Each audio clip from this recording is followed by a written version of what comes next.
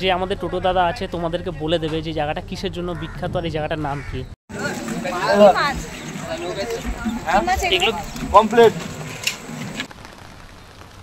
Hello বন্ধুরা, তো এখন আমরা রয়েছি বকখালিতে। তো এর আগের তোমরা ভিডিওতে দেখেছো আমরা এসেছিলাম বকখালিতে, ওখানে কোন হোটেলে থেকেছিলাম, ট্রেনে করে এসেছিলাম, কি খাবার খেয়েছিলাম সেগুলো তোমাদের বলেছি। তো আজকে আমরা রয়েছি হচ্ছে বকখালিতে তোমাদের দেখাতে যে বকখালিতে এসে তোমরা কোথায় কোথায় ঘুরবে, কি কি সাইট সিন এখানে করার রয়েছে, এখানে কত করে ভাড়া পড়বে সাইট সিন করতে গিয়ে। তো সেগুলো আজকে তোমাদের মাধ্যমে আমরা তুলে ধরবো। তো এখন আমরা রয়েছি বকখালিতে আমরা একটা টোটো বুক করেছি, সে দাদার সাথে আমরা 3-4টি স্পট ঘুরবো।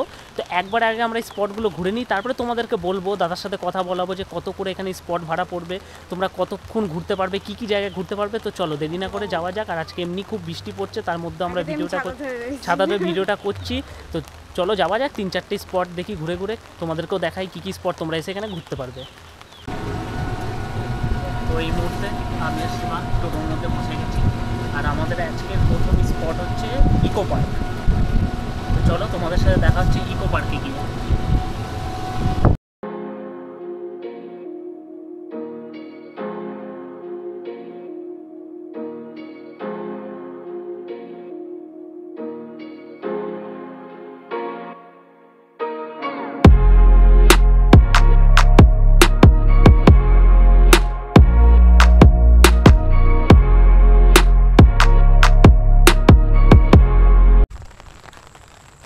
তো ফাইনালি আমরা টোটো থেকে নেমে আমাদের ফাইনালি ফার্স্ট স্পট ইকো পার্কে চলে আসলাম। তো হ্যাঁ, 20 টাকা করে পার হেড তোমাদের এখানে টিকিট কাটতে হবে। বৃষ্টির মধ্যে ছাতা নিয়ে ব্লগ বানাতে হচ্ছে।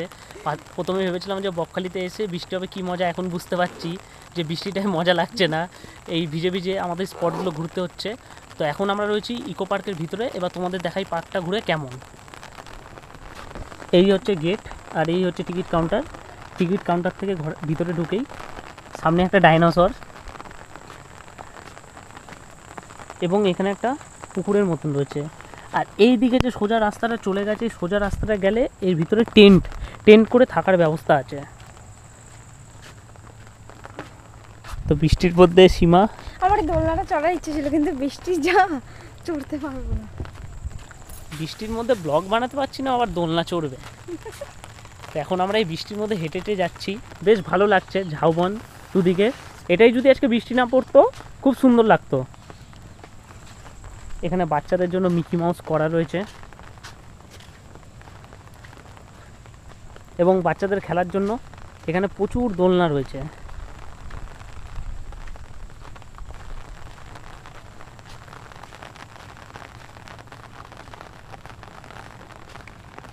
বৃষ্টি পড়ছে বলে এখানে বেশি লোকজন দেখা যাচ্ছে না। বেশি কি আমরা ছাড়া কাউকে আমরা ছাড়া ব্যাপারটা হচ্ছে বৃষ্টির জন্য এখানে কেউ আজকে মানে ঘুরতেই বেরায়নি, আমরা ছাড়া কাউকে দেখা যাচ্ছে না এখানে। সব সমুদ্রতে, আমাদের খুব ভালো লাগছে, ভালো লাগছে, কিন্তু সবাই সমুদ্রতে স্নান করতে একদম মজাই রয়েছে।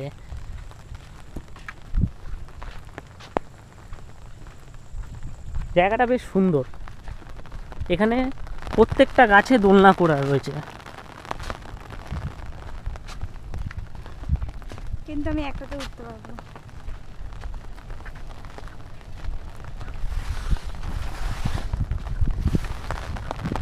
বেশ সুন্দর লাগছে, মনে হচ্ছে কোনো আমরা পিকনিক স্পটে এসেছি। এই যে দেখতে পাচ্ছ এখানে দোলনা, এখানেও দোলনা।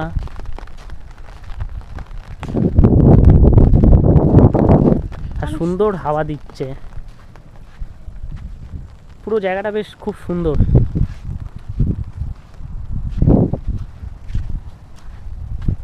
আর এইখানে নেট দিয়ে ঘিরে রেখেছে এই জায়গাটা, এখানে কাজ চলছে, পরে সমুদ্র।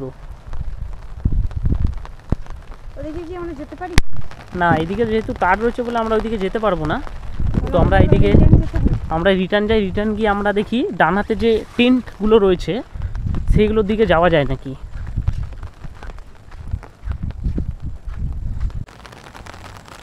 তো আমরা এইদিকে ঝাউবন থেকে বেরিয়ে আসলাম, এইদিকে সোজা দেখতেই পাচ্ছ ট্রেন রয়েছে, কিন্তু এদিকে ট্রেনটে যেতে দেবে না, কারণ যারা থাকে তাদেরই যেতে দেয়। বাকি টিকিট যদি তোমরা কাটো তো এইদিকের পার্কটায় তোমরা ঘুরতে পারবে, বেশ সুন্দর, খারাপ না। যদি বৃষ্টি না পড়ে বেশ ভালোই এখানে ভিড় হয়, এখানে বসার জায়গা রয়েছে। তো আমাদের প্রথম স্পট ঘোরা হয়ে গেল, এবার আমরা যাব নেক্সট স্পটের দিকে। তো চলো যাওয়া যাক। তো এখন আমাদের নেক্সট ঘোরার জায়গা হচ্ছে ফ্রেজারগঞ্জ। তো চলো ফ্রেজারগঞ্জে গিয়ে দেখা হচ্ছে তোমাদের সাথে।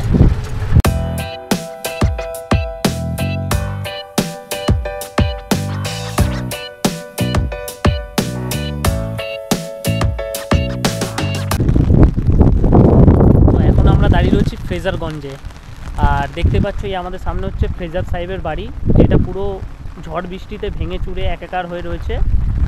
আর এই সামনে মাটি দিয়ে এটা বাঁধের কাজ চলছে। যতটা আমাদের টোটো দাদা বললো যে এখানে নাকি আমরা যেতাম, এইখানে এখন বৃষ্টি পড়ছে আর কাদা হয়ে গেছে, সামনেটা গেলে সমুদ্র পাওয়া যেত, কিন্তু আমাদের টোটো দাদা বললো যে এই বাঁধটা দেওয়া হয়েছিল যখন বাঁধ ভেঙে গেছিলো, এটা পুরো জল হয়ে গেছিলো। আর একটা নতুন জিনিস জানতে পারলাম, সেটা হচ্ছে এই যে যে টাওয়ারটা দেখতে পাচ্ছি যে উপরে ঘুরছে, এটা হচ্ছে আমাদের টোটো দাদা জানালো যে এটা দিয়ে নাকি এখন ঝড় কীভাবে আসবে, কত কিলোমিটার বেগে আসবে সেটা নির্ধারণ করার জন্য এটা বসানো হয়েছে এখানে। কারণ ঝড়ের জন্য এখানে প্রচুর ক্ষতিগ্রস্ত হচ্ছে সবসময়।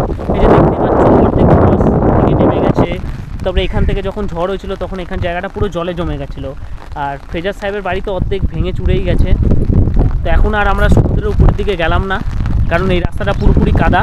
এবার আমরা আবার টোটোতে যাব, আর আমরা এগিয়ে গেলাম না, প্রচুর কাদা রয়েছে। তো এখন আমরা নেক্সট ঘোরার জায়গা যাব। তো গিয়ে তাড়াতাড়ি টোটোতে বসে এমনি অর্ধেক ভিজে যাচ্ছি। তো চলো আবার নেক্সট ঘোরার জায়গা তোমাদের সাথে দেখা হচ্ছে। তো আমরা এখন ফ্রেজারগঞ্জ থেকে বেরিয়ে টোটোতে বসে এখন আমরা যাচ্ছি কার্গিল সি বিচের দিকে। তো চলো তোমাদের সাথে দেখা হচ্ছে কার্গিল সি বিচে।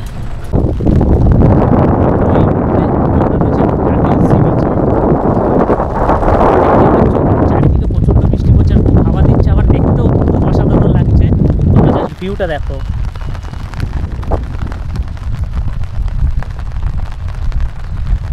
অসাধারণ ভিউ।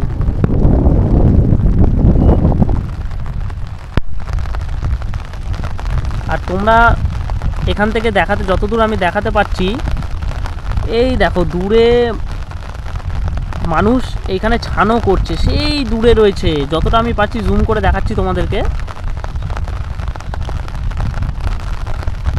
মানে এই ঝড় বৃষ্টির মধ্যেও মানুষ দূরে রয়েছে, এবার ছান করছে কি মাছ ধরছে সেটা বলা মুশকিল। আর ছোটো ছোটো দূরে দূরে নৌকা দেখা যাচ্ছে। অ্যাকচুয়ালি এই কার্গিল বিচে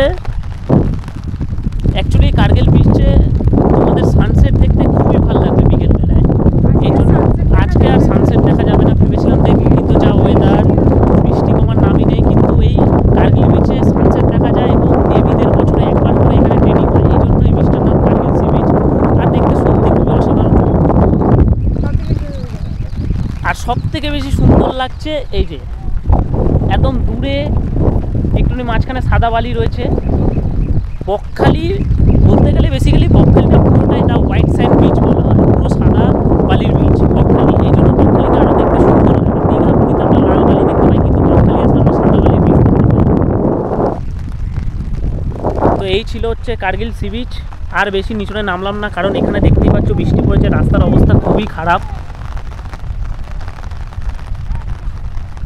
ছাতা দিতে দাঁড় করে নিয়ে এসেছি অসভ্য ছেলে। এখানে ঝগড়া করতে বাসিস নিতে কিনতে হাসি থাকা। বৃষ্টিতে ভিজে যাচ্ছি, নকশা। বৃষ্টিতে আমি ভিজছি, এও ভিজছে, আর আমার সাথে ঝগড়া করছে বৃষ্টির মধ্যে। কার্গিল সি বিচ ঘোরার পরে এখন আমরা এগিয়ে যাচ্ছি আমাদের লাস্ট ডেস্টিনেশন বেনফিশ মৎস্য বন্দরে।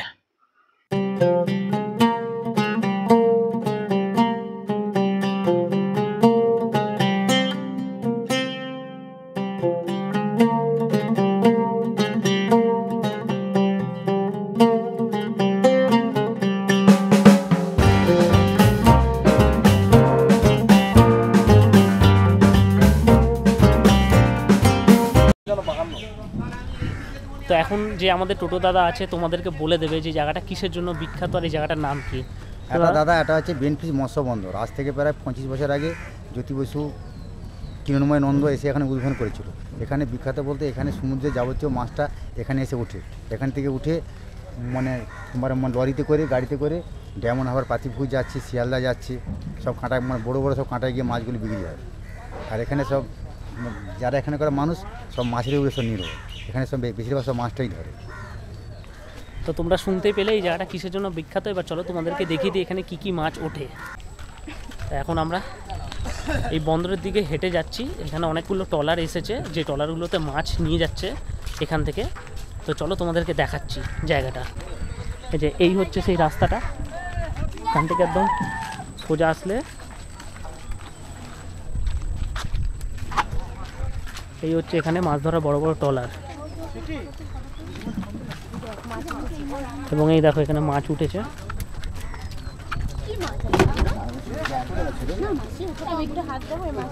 এইটা ধরো বোধ, এইটাকে বার করো, এই মালটাকে।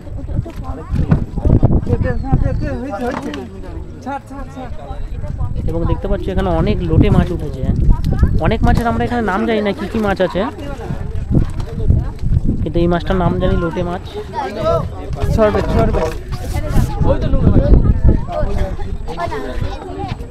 এখানে প্রচুর ট্রলার রয়েছে, যেসব ট্রলারে করে প্রচুর মাছ এসেছে। কমপ্লিট।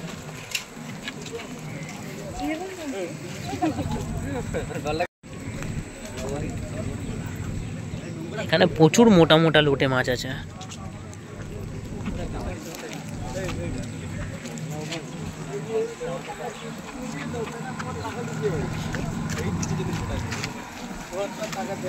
এখানে প্রচুর পরিমাণে ট্রলার রয়েছে, অনেক। আর দেখতেই পাচ্ছ এই মাছগুলো সব নিয়ে যাওয়া হচ্ছে।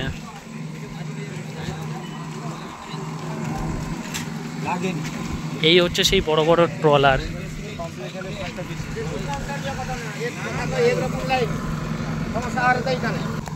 এইদিকেও কিছু কিছু মাছ ধরা পড়েছে, যেমন দেখতে পাচ্ছি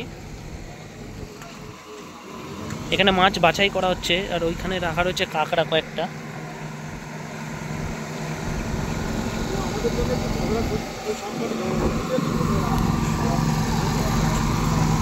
আর একটু আগে আসলে এখানে বড় বড় কয়েকটা ট্রলার দেখা যাচ্ছে। এখানে যে মাছগুলো এসেছে সেই মাছগুলোতে এখন বরফ দেওয়া হচ্ছে।